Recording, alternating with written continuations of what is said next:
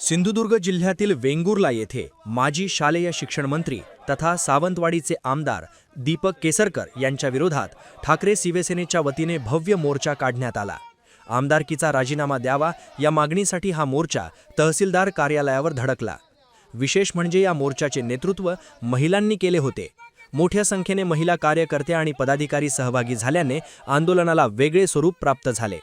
घोषणाबाजी करत ठाकरे सेनेच्या कार्यकर्त्यांनी तहसील परिसर दणाणून सोडला। भोंदू अशोक खरात प्रकरणात आमदार दीपक केसरकर यांचे नाव समोर आल्याचा आरोप करत हा मोर्चा काढण्यात आला। जय भीम। लोकशाहीच्या आधारावर आम्ही जो आज मोर्चा काढलाय, मोर्चाचं मेन कारण आहे जे देशामध्ये भारतामध्ये वेगवेगळ्या युद्ध चालू आहेत आणि युद्ध परिस्थितीला जो प्रश्न मेन डावलता जो मेन प्रश्न उभा राहिला तो अंधश्रद्धेचा, आणि यामध्ये सामील असणारे सर्व राजकीय पक्ष आणि त्यातले आपले सर्व राजकीय नेते, आणि या राजकीय नेत्यांमध्ये कोकणवासियांचे आमदार दीपकभाई केसरकर यांचा देखील यामध्ये समावेश आढळून आलेला आहे।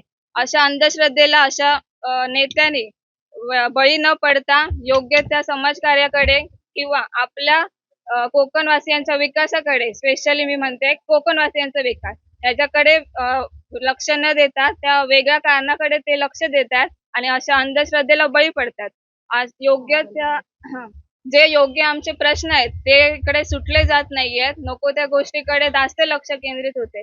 जर अशी समस्या उद्भवली तर कोकणवासिया किंवा आपले भारतीय म्हणून ही समस्या अत्यंत धोकादायक असेल आणि यातून आपला कोणताही विकास होणार नाही। यातून आपण अंधश्रद्धेकडे पुन्हा वळले जाऊ आणि आपली पुन्हा एकदा अधोगतीच होईल।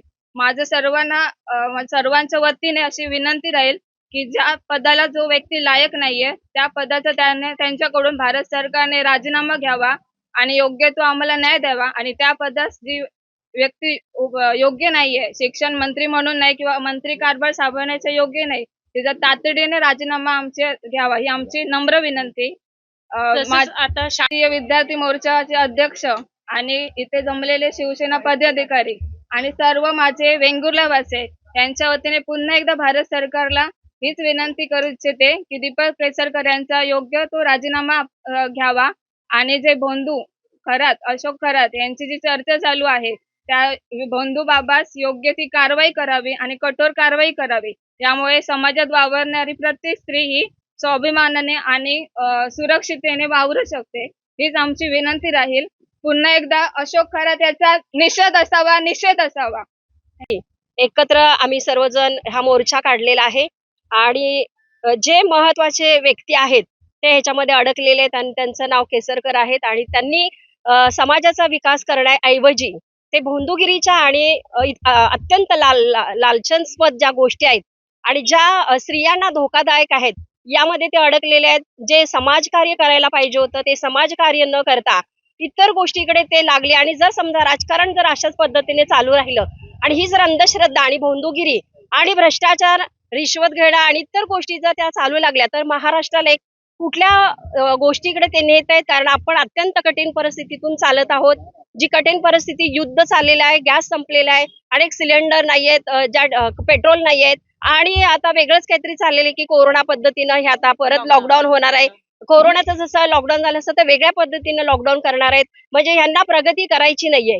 ज्या गोष्टीमध्ये प्रगती हवी आहे परंतु ती प्रगती न करता ते वेगळ्या मार्गाला विषय वेगळा नेत आहेत आणि विषय वेगळा ते विचार वेगळं करत। आमची मागणी जी आहे की केसरकर भाई जे आहेत त्यांनी राजीनामा द्यावा, लवकरात लवकर राजीनामा द्यावा, कारण ते जर चांगलं कार्य करत नसतील, जर व्यवस्थित जर समाजाकडे आणि जे अत्यंत गोरगरीब आहेत त्यांच्याकडे जर लक्ष देत नसतील आणि ह्या जर इतर गोष्टी जर ते जास्त लक्ष देत असतील आणि ह्यामध्ये जर अडकत असतील तर सर्वसामान्यांनी करायचं काय?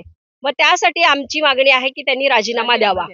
वेंगुर्ला तालुक्याचा मुलाबाळांना धोका आहे, एकटी मुलं बाळा कुठेही जाऊ शकत नाहीत,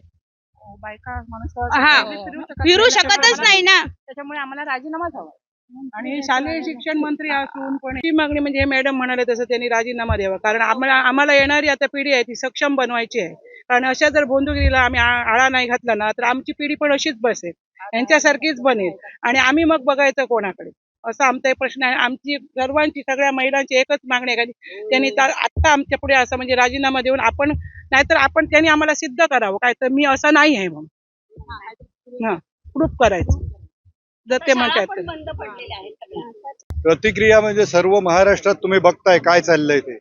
आज खरात बुवानी जो काय हाहाकार माजवलाय आणि आपले मंत्री आपले आमदार त्यांना घेऊन तिकडे मंत्र्यांना घेऊन चाललेत आणि कशा प्रकारची संस्कृती या महाराष्ट्राला दाखवतायत हे तुम्ही सगळं डोळ्यांनी बघताय.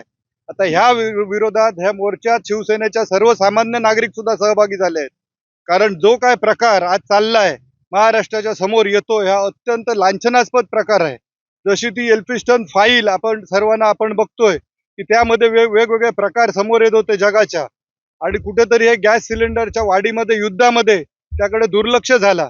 परंतु असेच काहीशे प्रकार हे महाराष्ट्राने पाहिले आणि त्याची सुरुवात ही आपल्या मतदारसंघामध्ये कोणतरी त्याचं प्रभावीपणे पुढे होतं हे सगळ्यांसमोर येतंय. हे अतिशय वाईट आहे, अतिशय महाराष्ट्राच्या राजकारणाला शोभणारं नाही आणि याचं आम्ही आज शिवसेना वेंगुर्ला तालुक्यातर्फे तीव्र निषेध करत आहे आणि अशा आमदाराने आमच्या भागाचं प्रतिनिधित्व भविष्यात करू नये ही आमची सर्वसामान्यांची मागणी आहे. हे आम्हाला आश्चर्यास्पद आहे. सर्व पत्रकारांचे सर्वप्रथम मी आभार मानतो. आमच्या मागण्या ह्याच आहेत आणि पूर्वीपासून हे आमच्या मागण्याही होत्या बऱ्याच वेळा की दीपक भाई तुम्ही राजीनामा खरंच द्या. कारण तुम्ही या मतदारसंघाकडे पूर्णपणे दुर्लक्ष केलं. या मतदारसंघामध्ये आंबा काजू उत्पादक असू दे, आरोग्याच्या समस्या असू दे, पाण्याची समस्या असू दे, विजेची समस्या असू दे, तुम्हाला बऱ्याच वेळा आम्ही विनंती केली होती की ह्या सर्व लोकांचे प्रश्न समजून घेण्यासाठी तुम्ही आमसभा लावा.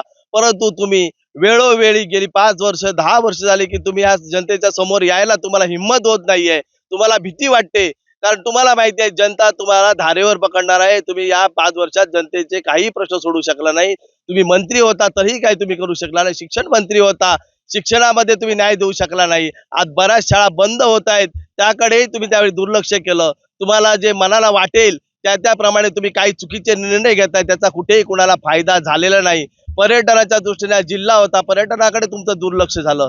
परंतु आता एवढी लांछनास्पद संपूर्ण महाराष्ट्राला एवढी गोष्ट वाटते की तुमचं हे जे काय प्रकरण बाहेर पडलं तो भोंदू बाबा. मला सांगा तुम्ही दीपक भाई तुम्ही त्या भोंदू बाबा बरोबर एवढे दिवस नाचताय फिरताय, तुम्ही इतर मंत्र्यांना घेऊन जाता, IAS अधिकाऱ्यांना तुम्ही घेऊन जाता, हे सर्व आता हळूहळू उघड झालेल्याने होईलही. यामध्ये तुम्ही नक्कीच सापडाल. त्याच्या अगोदर तुम्ही राजीनामा स्वइच्छेने द्या आणि मोकळे अशी मागणी होती परंतु तुम्ही द्यायला तयार नाहीत.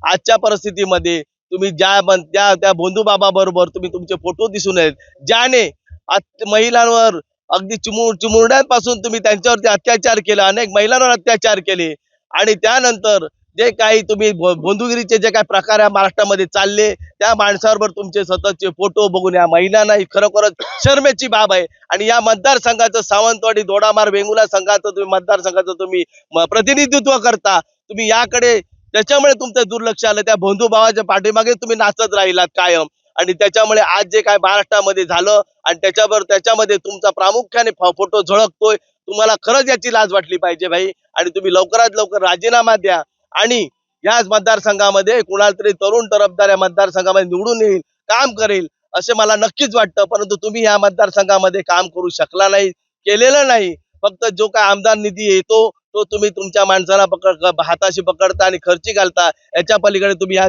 मतदारसंघामध्ये काय करू शकला नाही, मंत्री असतानाही काय करू शकला नाही.